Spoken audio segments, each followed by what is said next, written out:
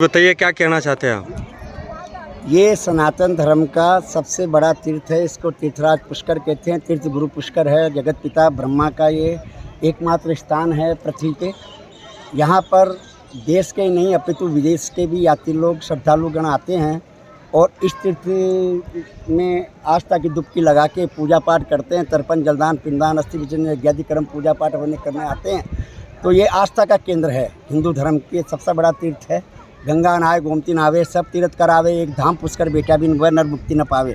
ऐसा शास्त्रों में कहा गया है कि ये धरती का पहला तीर्थ है। जगत पिता ब्रह्मा ने ब्रह्मांड से कमल का पुष्प गिरा के इस तीर्थ का निर्माण किया था। यहाँ की आध्यात्मिक पौराणिक सांस्कृतिक और भौगोलिक महत्व है वह देश में ही नहीं अपितु विदेशों में भी है।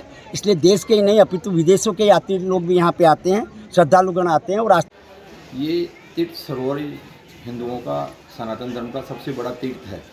और आज सरकार जो नमामि गंगे जो भी गंगा का ये जो भी कार्यक्रम चला है, स्वच्छ जल के लिए प्राकृतिक स्रोतों को खोलने के लिए जो अभियान चला रही है, लेकिन ये आदि अनादि तीर्थ है पुष्कर सरोवर।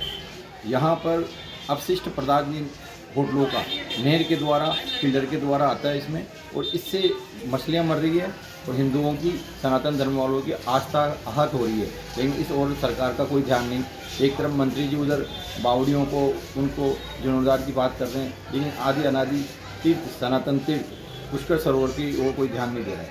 आपका नाम है? वैद्यनाथ पाराशर। ये सबसे बड़ा तीर्थ सनातन का पुष्कर सरोवर।